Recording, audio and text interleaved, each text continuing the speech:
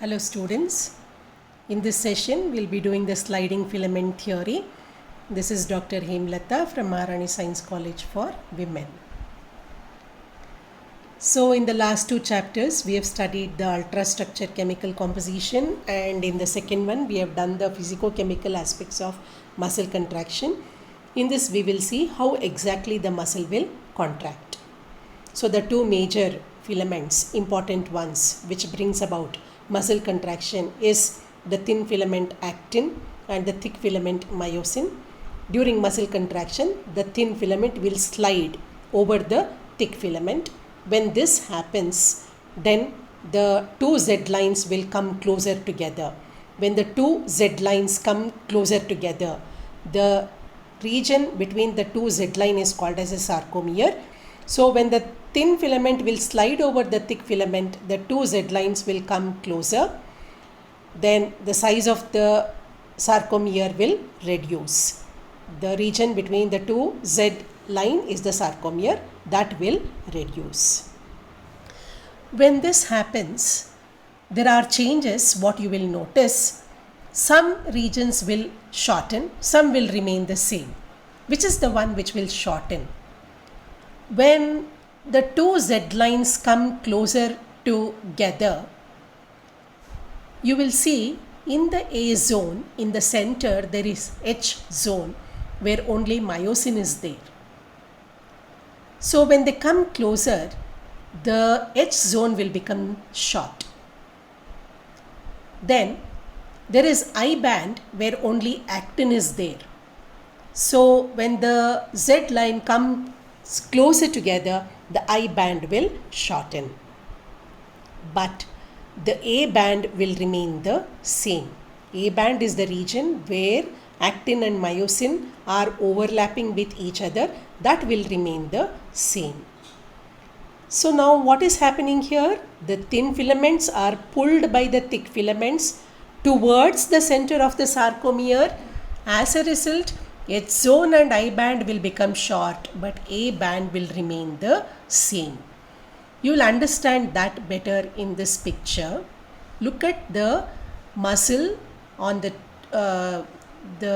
part of the muscle fiber on the top. It is a relaxed sarcomere. The second one is a contracted one. So the same length of the muscle fiber on the top is big.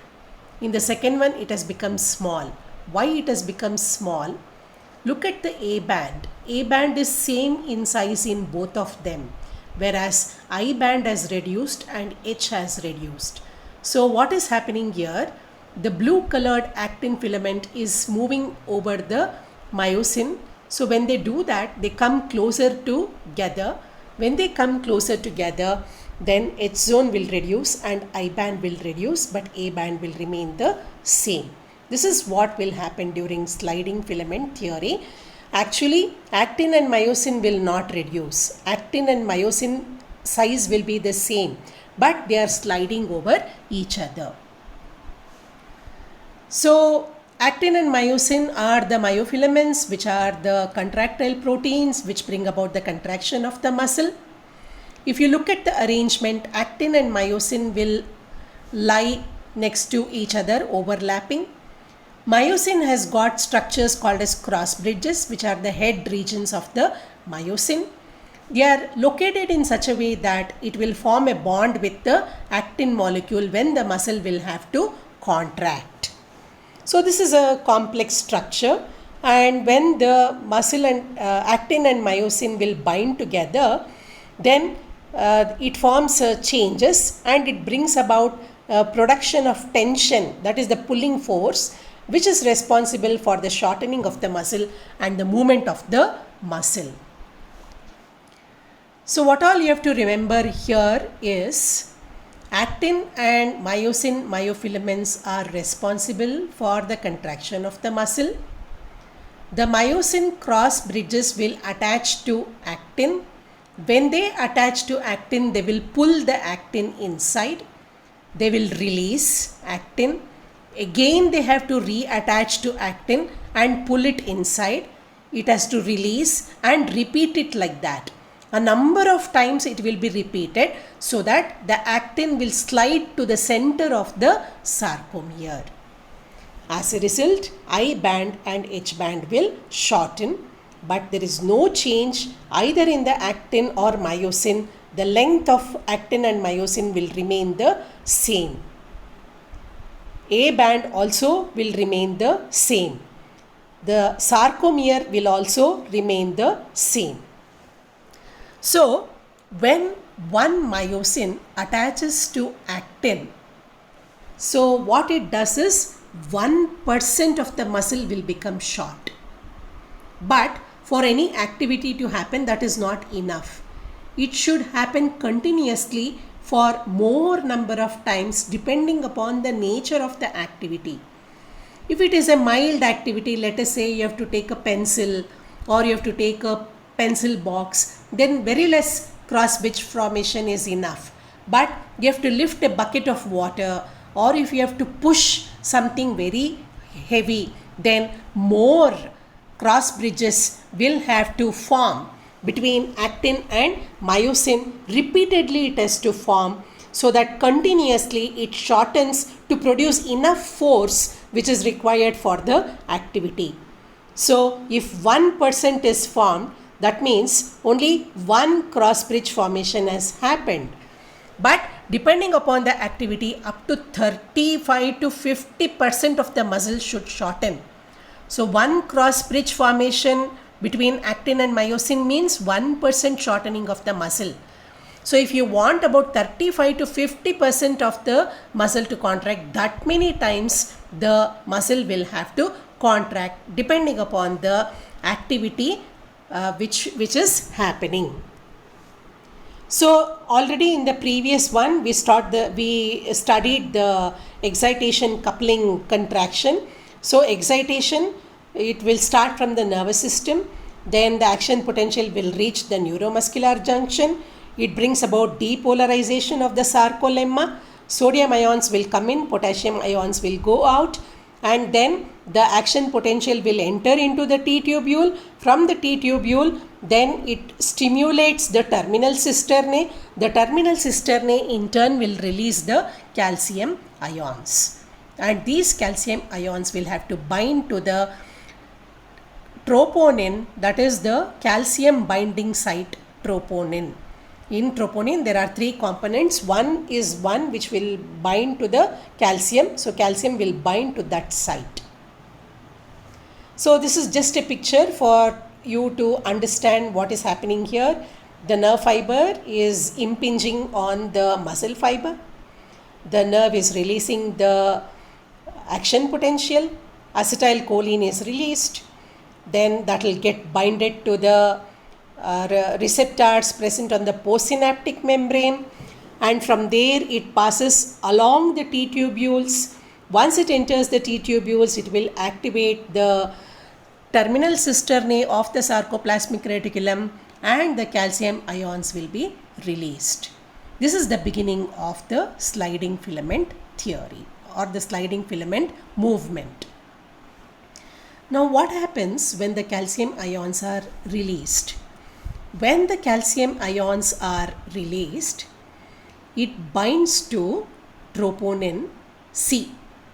When it binds to troponin C, it brings about a change in the structure of the troponin. A conformational change will happen in the troponin.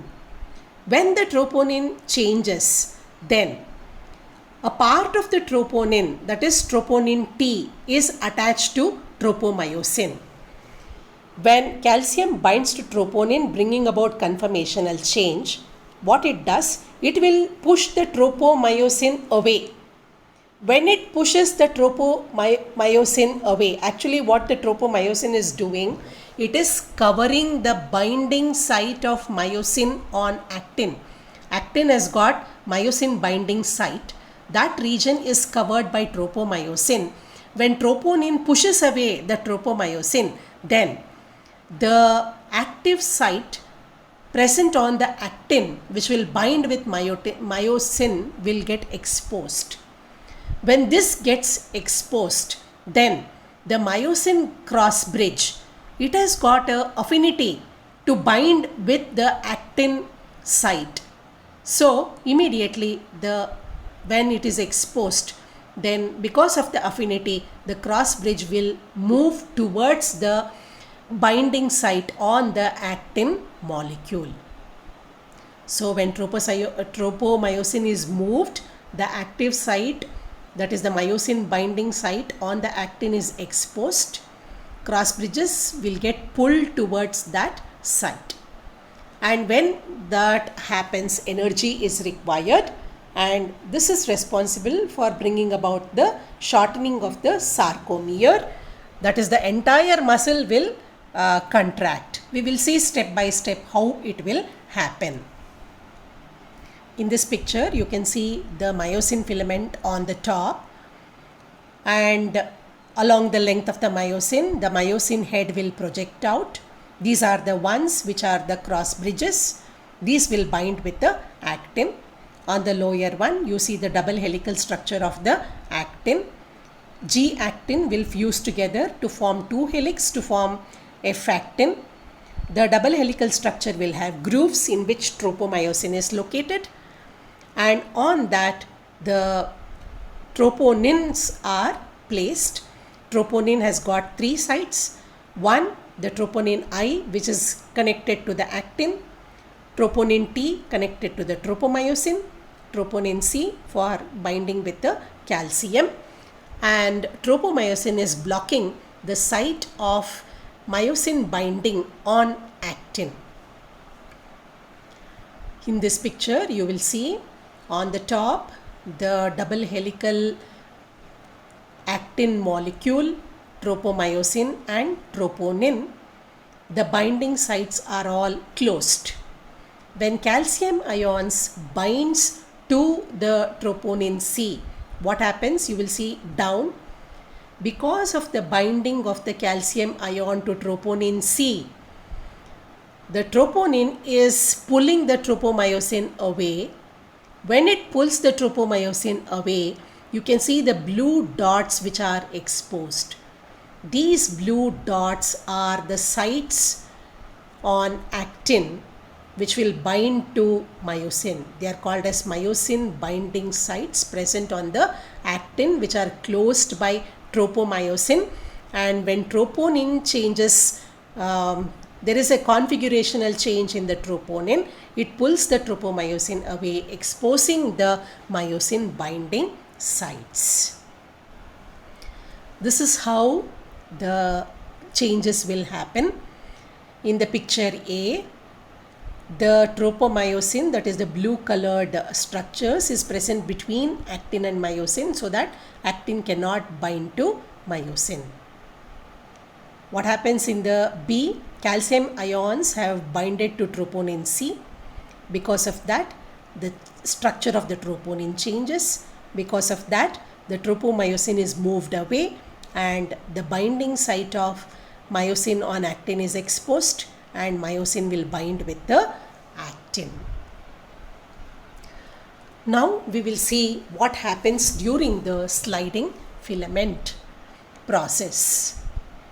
So first, calcium is bound to troponin C, brings about conformational change in troponin, removes tropomyosin from the binding site. The binding site is exposed. Myosin head, that is the cross bridge, will get attached to the exposed site, and this requires energy. So like this, when the myosin cross bridge attaches to the actin, it pulls the actin a little, but that's not enough. Once it pulls, then it becomes powerless. It is in a state called as rigor. The power is not enough. Then again another ATP will attach. Then this should break, and again it has to reattach, and then again it has to bring about the pulling in of the actin. This repeated process of attaching, pulling, then detaching, reattaching, pulling, detaching, this is called as cross bridge cycling. Now what is power stroke?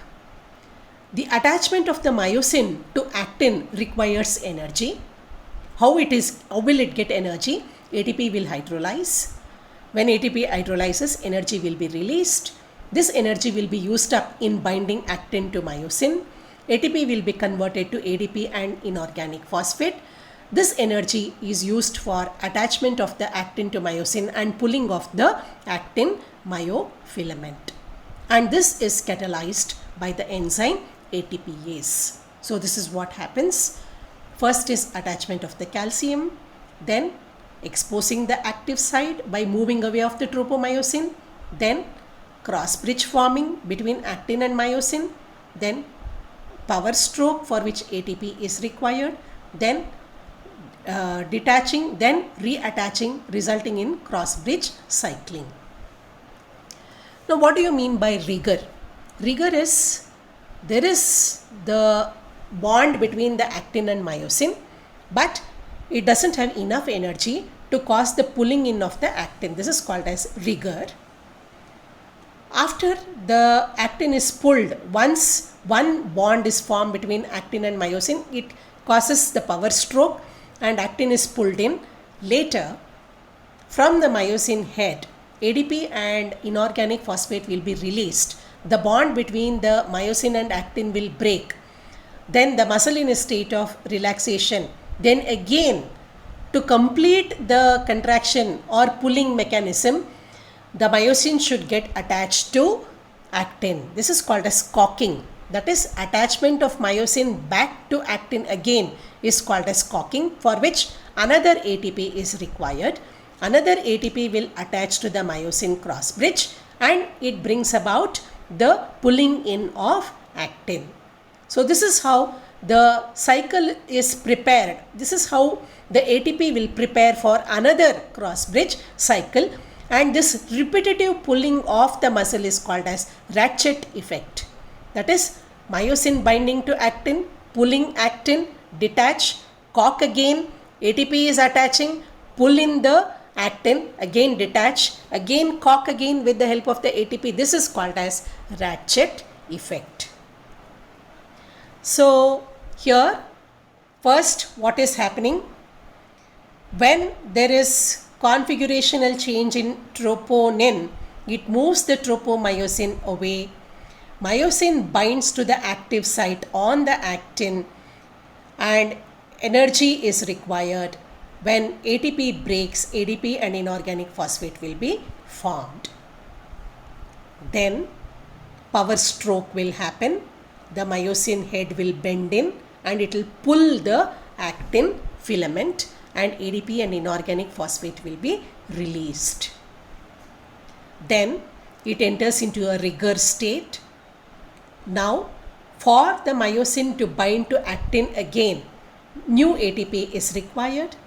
This will cause cocking of the myosin to the actin and this brings about cross bridge cycle. Once the cocking happens, then ATP will split again, releasing ADP and inorganic phosphate, which is this energy is used up for the second cross bridge formation. So for all these things to happen, what is important? Calcium ions are important. This entire thing will happen until calcium ions are available in the sarcoplasm, that is the cytoplasm of the muscle. If the calcium ions are not there, then everything will stop. For the calcium ions to be present there, what is required? Action potential from the nervous system should reach the muscle. It should depolarize sarcolemma. It should activate the action potential should pass through the T tubule. It should activate sarcoplasmic reticulum and release calcium ions. So calcium is very essential for all these things to happen. Until and unless calcium is present there, then the cross-bridge cycling and ratchet effect will be seen. So what happens? Myosin will bind to ATP with actin with the help of ATP. Then cross bridges will be formed. Then pulling in of the actin will happen. Then ADP and inorganic phosphate will be released. Then cocking will happen again. then you will see in picture 4 how the actin is pulled inside towards the center of the sarcomere. This kind of pulling will bring the actin towards the center of the sarcomere. So, what are the different states of actin and myosin?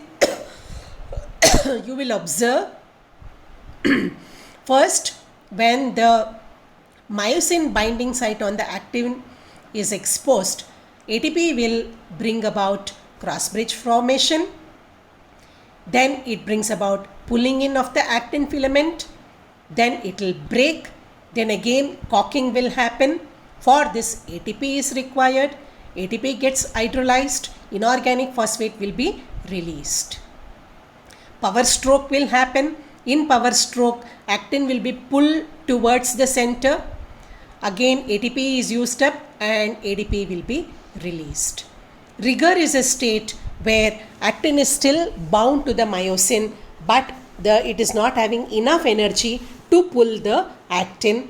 But when another ATP attaches, that bond will break and a new bond will form, and that is called as caulking. So after caulking, then again the actin is attached to the myosin, and myosin cross bridge will form and it pulls in the actin filament. So this is how this cross bridge cycle gets repeated, and this effect is called as ratchet effect. Now what you are seeing here on the left side is a relaxed muscle. On the right side is an excited muscle. In a relaxed muscle, there are no calcium ions. In an excited muscle, calcium ions are available.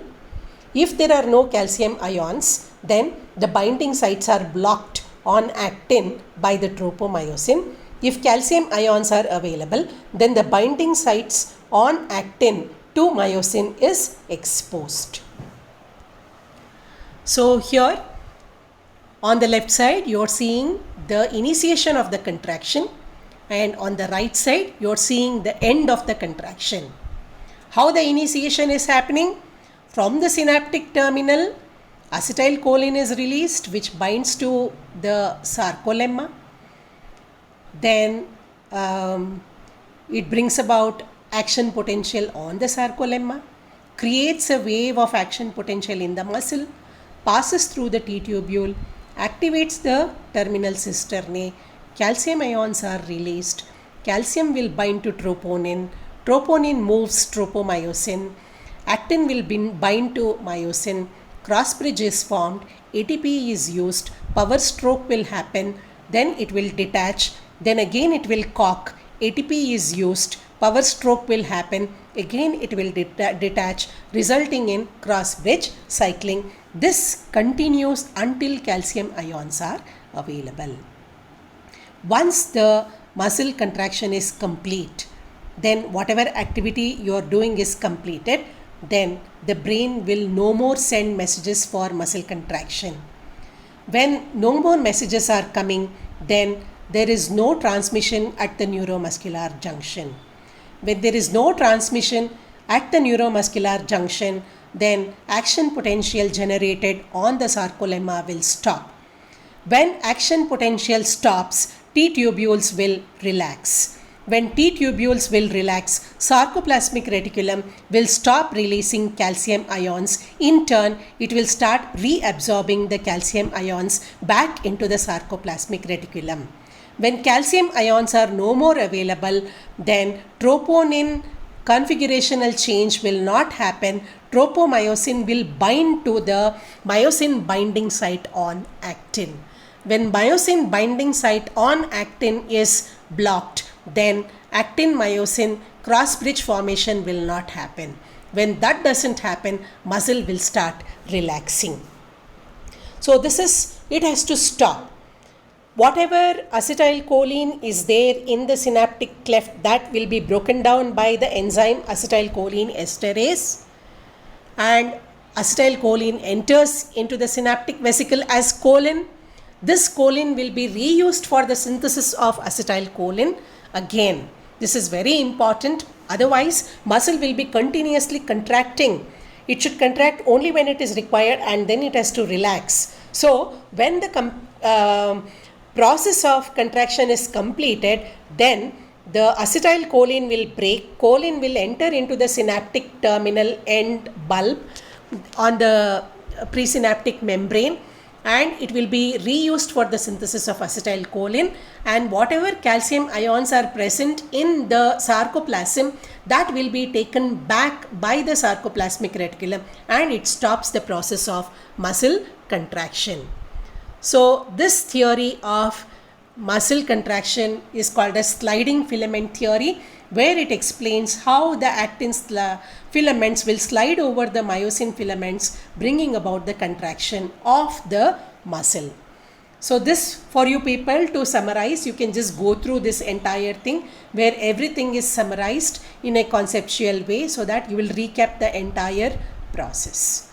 So once the contraction is completed, the stopping of the contraction is also important. So what will happen? Acetylcholine will be broken by acetylcholine esterase and choline will be taken back, calcium ions will be reabsorbed. So this is how muscle contraction will happen. Thank you, students. So with this we completed the process of muscle contraction as explained in the sliding filament theory, which is the most accepted theory as of now. Any queries, you can get it clarified. Thank you, students.